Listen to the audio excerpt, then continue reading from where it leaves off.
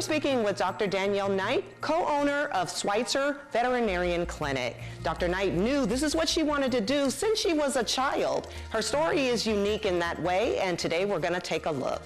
Dr. Knight, thank you so much for joining me today. So many of us change our paths, but you didn't. I have to give proper credit to my parents for influencing that. So especially my mother, she was an animal lover. She adopted anything that came her way. We had stray cats.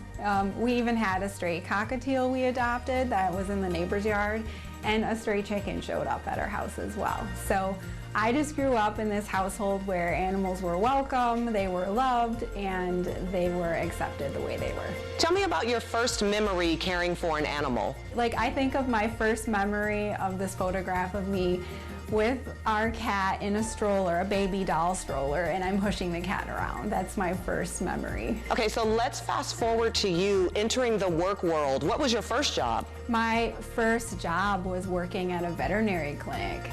So I was the kennel girl. I cleaned the kennels, and I scoop poop so well they promoted me to vet assistant. So that's really where I got all that experience, and I got to see what it was really like to be a veterinarian. I saw how hard they worked, and so I definitely had a few years where I wasn't sure if I was going to pursue that or not, just knowing the challenges that were in store as I saw them. But you obviously still had a love for it because you applied to veterinary school. Tell me what education is involved. So the education generally starts with a bachelor's degree. So it's not required to have a bachelor's degree to apply to veterinary school, but the prerequisites consist of at least 3 to 4 years of worth of classes, and so 96% of vet school applicants already have a bachelor's degree. Any additional education? Once you have your prerequisite courses and your bachelor's degree, then the application to veterinary school, and then the veterinary school is veterinary medical school, and so that's a 4-year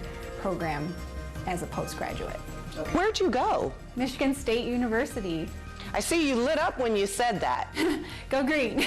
Are there any challenges that someone may face when applying to veterinary school? There are only 33 schools in the United States. So not every state has a veterinary school. It's very competitive.